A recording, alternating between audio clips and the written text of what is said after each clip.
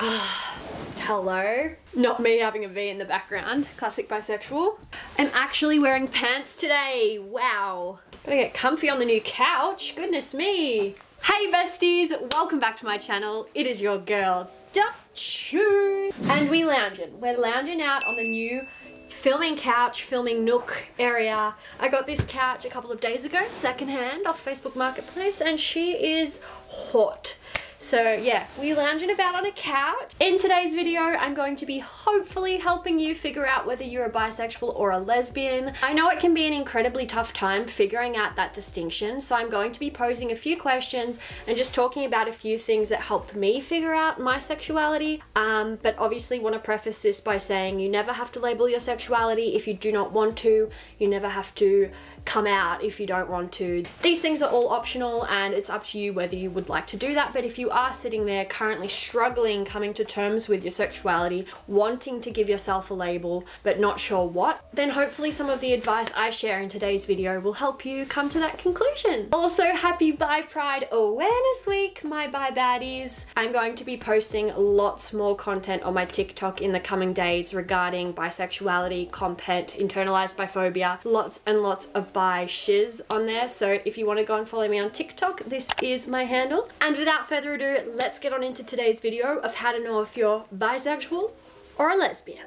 I feel like I was low-key on an angle for that introduction. My apologies if you felt a bit dizzy. The first thing and most important thing that I want to cover, and I feel as though if you can figure this one out, you're well on your way to knowing whether you're bi or a lesbian. Now, attraction versus validation is one of the main things I think a lot of people in the LGBTQ+ community struggle with, especially with figuring out whether you're bisexual or a lesbian. So what I mean by this is there is a difference between being attracted to someone and finding someone attractive.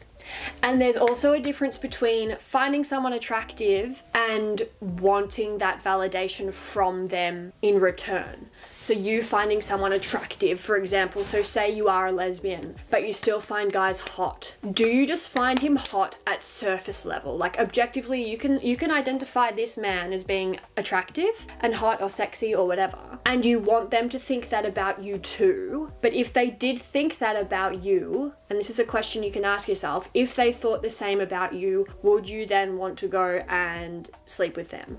Or kiss them, or, you know, like even go on a date with them, like minus anything sexual? And if your answer is no, then it's probably validation. You're allowed to objectively find someone of the opposite gender to you, or as a lesbian, you're allowed to find a guy attractive and hot objectively on surface level without wanting anything else. That's fine, we're all human, we have eyes. And as a queer person myself, we recognize when someone's hot, okay? Like, we get it, okay? But you're allowed to find someone attractive without being attracted to them. And I think that is the biggest distinction anyone can make. And that really helped me with figuring out my sexuality as well. So there's the validation, and then there's finding someone attractive without being attracted to them, which is very similar to what I just covered. So again, you're allowed to find these men attractive without being attracted to them. So again, this is a very surface level thing. It's like, okay, they're hot, they're sexy, and that's it. Like Harry Styles, beautiful, beautiful, beautiful man. Would you actually sleep with him? Okay, yeah, probably. Probably a bad example. Okay, think of someone else, another hot guy from maybe your school, or, you know, like your favorite TV show or something, or even like one of your crushes, and I'll move into crushes shortly. But do you just find them hot on surface level and you know that they're attractive and everyone else finds them attractive or whatever? And here's another one. Do you just find them attractive or think you find them attractive because your friends do or your peers do? That one gets the brain ticking, let me tell you. Okay, next thing I want to talk about is your crushes. Who are you crushing on? Who have your crushes been in the past? And think of that again think of that subjectively again. You know, like in primary school, I feel like the girl group that I was in, we'd all have a crush on like one boy, or it'd be like in high school, oh my God, imagine dating that guy. And there was this sort of mindset around, and it's not like brainwashing, but it's like, the guy that everyone wanted to be with, or the girl for the guys, or like whatever it was. It's like, imagine dating them. You know, like for example, I dated this guy in high school and he was like super tall for his age, shout out Cal, and he was a swimmer. He was quite athletic, quite built, because he was like taller than all the other guys, stronger, fit, like swam a lot, and I dated him for like 9 months or something in high school. Oh my god. First like high school romance, like proper high school relationship. Okay, he was my first heartbreak. But he was like the high school heartthrob, you know, like he was hot and everyone found him hot, and then I too found him hot, and I genuinely had feelings for him and attraction to him. Now that like I think back, I'm like, oh my god, like all the other girls in his year level and mine like liked him. Like most girls my age were attracted to him, and I wonder how much that influenced my attraction to him, my feelings to him and towards him, you know. And I felt this sense of pride dating him, which is like really strange, like in a good way. Like I was very proud of his achievements and like everything as well, but it was like, yeah, like I snagged the hot guy, and like I was obviously very attracted to him at the time, but how much of that like outer circle and like other people finding him attractive too influenced my attraction? I'm hoping you guys are feeling those feels and relating in some way, and I'm not just mental. But so your crushes, who are you crushing on? Who have you crushed on previously? Have they always been girls? Have they always been guys? Have they been a mixture of the two? Have you only felt yourself crushing on a particular guy because other girls did, like that scenario I just said? Or have you crushed on people that no one else has, and it's a genuine attraction and you know that within yourself? When you are attracted to these people and you do have crushes on these people, what are the crushes about? Because obviously you can have different crushes, right? So are you crushing on them because they dress cute or look cute? And is it more about how they present themselves rather than who they actually are as a person? Or is it more about their personality and their gender doesn't really count towards what you're crushing on, your attraction? That may be more pansexual, but it can also come into the bisexual side of things as well. Remember, bisexuality is not binary, and I'm going to do a whole video on this, but I feel like there's a lot of like general consensus, especially around people not in the community, but even within the LGBT community, who think that bisexuals are just attracted to men and women. Absolutely not. It's not binary and it never has been, but I guess there's a lot of discourse around that, especially from people outside of the community, like just simply asking the question, oh, are you more attracted to girls or guys? And it's like, hang on, never assume that I'm only attracted to cisgendered men and cisgendered women. Like, yeah, like who are you finding really attractive? Who do you find yourself daydreaming about? All those sorts of things.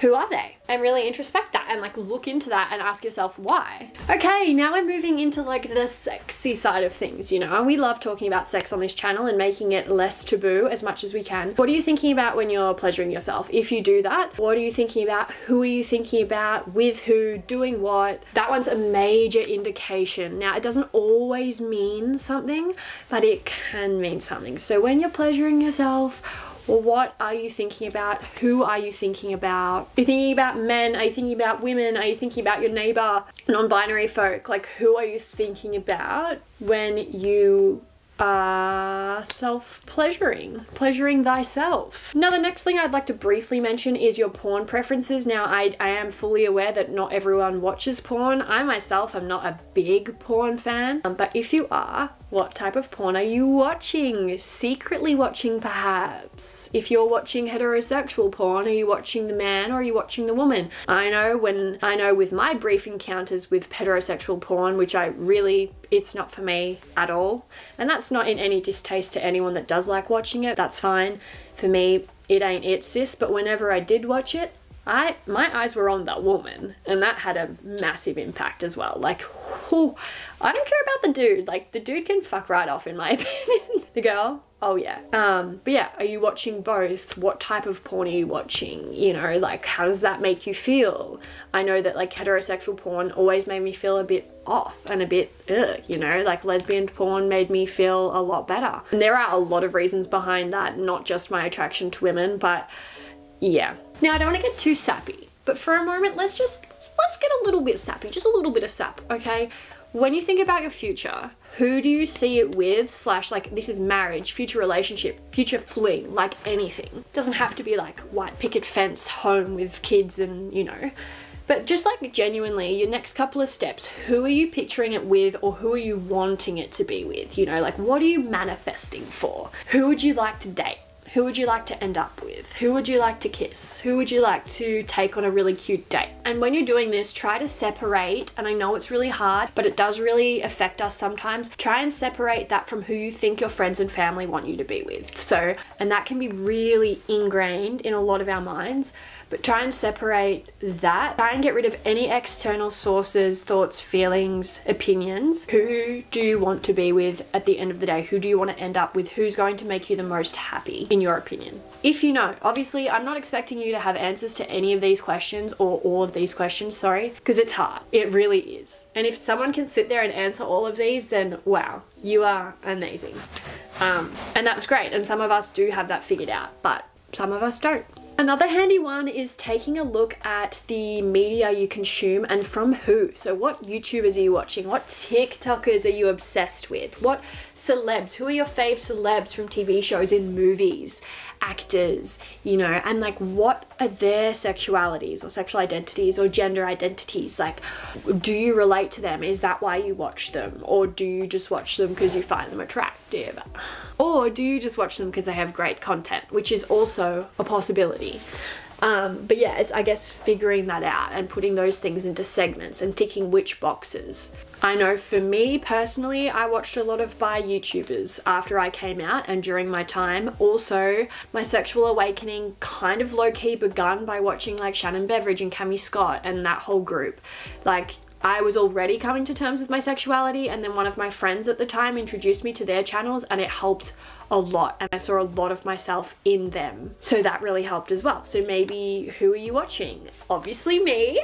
You're welcome. So there's a tick in the bi column, but like, who else are you watching? Are you watching more lesbians than you are bi people? Or, you know, like, do you just like me for my personality and not so much the content? Like, you know, it's just these things that you can really start to introspect. And lastly, I really want you to think about compulsory heterosexuality. So for those of you who don't know or aren't aware, comp het is like the idea that the default sexuality is heterosexual, that men and women are meant to be together, it's not meant to be any other way, and that is sort of, sadly, it's almost a form of brainwashing, and that's why it is and does take some time to figure out your sexuality. For some of us, we know, and it's like just like that, and you know, there's no doubt in some people's minds, but for a lot of us, we struggle with it, and compulsory heterosexuality actually has a lot to do with that. So coming to terms with that and unpacking that individually, because it's different for everyone, is tough. We are literally taught as children, like as young as you remember, that heterosexuality is the norm, unless you're around more like progressive people. Like my parents never told me that love had to be between a man and a woman. They just taught me what love was, that it was between two people. And I think that's why it's like sort of helped a little bit, but I still struggle heaps with compulsory heterosexuality through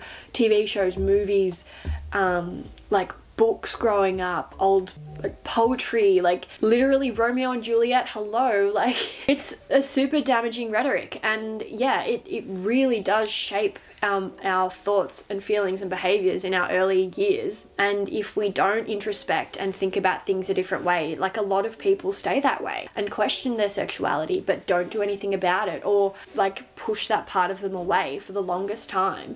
And I don't blame them, because like it is really difficult to come to terms with, and it can be really hard to figure out. So some people are just like, oh, you know, whatever, you know, like they settle, that sort of thing. And yeah, I guess compulsory heterosexuality subconsciously programs us to be a certain way. So I think reading up on comp het as well, reading the Lesbian Master Doc, I've spoken about it before and I'll speak about it again. It is really handy, and it helped me figure out my bisexuality. There were things in there that I was like, ooh, yeah, I get that. And then there was things where I was like, you know what, no, like I do find men attractive and I do want to be with them, and it is not just a validation thing, it is actually an attraction. But yeah, I think I would highly recommend reading the Lesbian Master Doc and yeah, reading into compulsory heterosexuality. I think it can really help identify, and I think it would really help some of you identify some things that you may or may not identify with. Well, that is all I have time for in today's video. I'm just about to go and dye my hair like an e-girl. What? Sorry?